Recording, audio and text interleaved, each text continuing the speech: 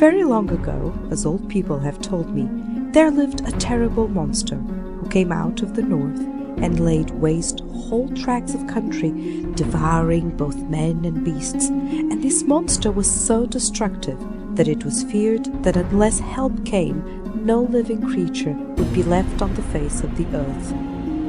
It had a body like an ox, and legs like a frog, 2 short forelegs, and 2 long ones behind, and besides that, it had a tail like a serpent, 10 fathoms in length.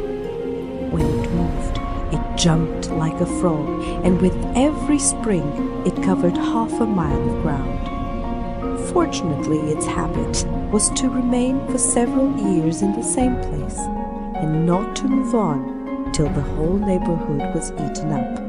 Nothing could hunt it, because its whole body was covered with scales which were harder than stone or metal.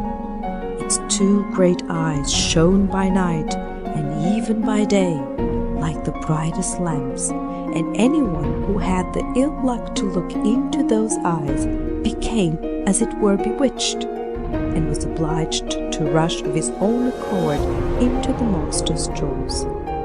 In this way the dragon was able to feed upon both men and beasts without the least trouble to itself, as it needed not to move from the spot where it was lying. All the neighboring kings had offered rich rewards to anyone who should be able to destroy the monster, either by force or enchantment, and many had tried their luck, but all had miserably failed. Once a great forest in which the dragon lay had been set on fire. The forest was burned down, but the fire did not do the monster the least harm. However, there was a tradition amongst the wise men of the country that the dragon might be overcome by one who possessed King Solomon's signet ring, upon which a secret writing was engraved. This inscription would enable anyone who was wise enough to interpret it to find out how the dragon could be destroyed. Only no one knew where the ring was hidden, nor was there any sorcerer or learned man to be found who would be able to explain the inscription.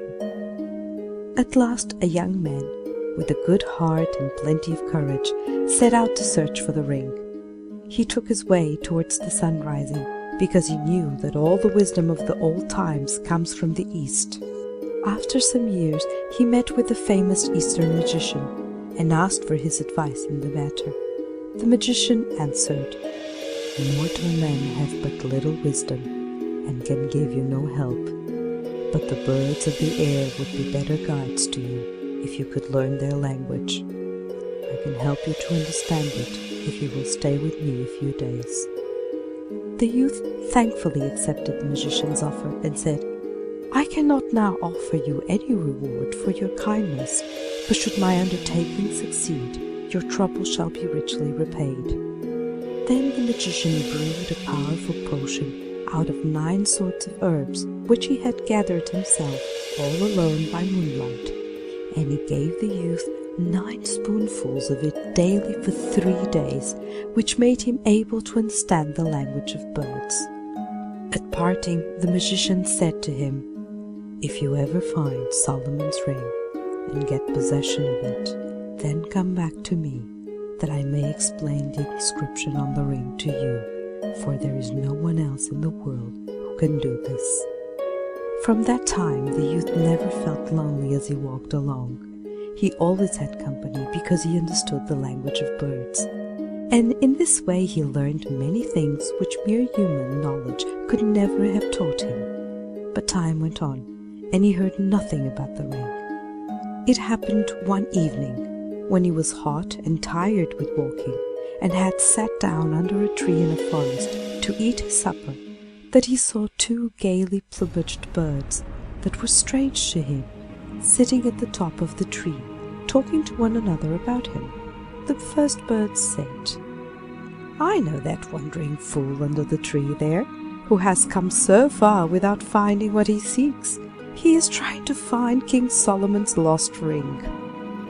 The other bird answered, "He will have to seek help from the witch maiden, who will doubtless be able to put him on the right track. If she has not got the ring herself, she knows well enough who has it." "But where is he to find the witch maiden?" said the first bird. "She has no settled dwelling, but is here today and gone tomorrow. He might as well try to catch the wind." The other replied, "I do not know certainly where she is at present, but in 3 nights from now she will come to the spring to wash her face, as she does every month when the moon is full, in order that she may never grow old nor wrinkled, but may always keep the bloom of youth." "Well," said the first bird, "the spring is not far from here. Shall we go and see how it is she does it?" "Willingly, if you like," said the other. The youth immediately resolved to follow the birds to the spring. Only 2 things made him uneasy. First, lest he might be asleep when the birds went, and secondly, lest he might lose sight of them, since he had not wings to carry him along so swiftly. He was too tired to keep awake all night, yet his anxiety prevented him from sleeping soundly, and when, with the earliest dawn, he looked up to the tree-top, he was glad to see his feathered companions still asleep with their heads under their wings. He ate his breakfast and waited until the birds should start, but they did not leave the place all day.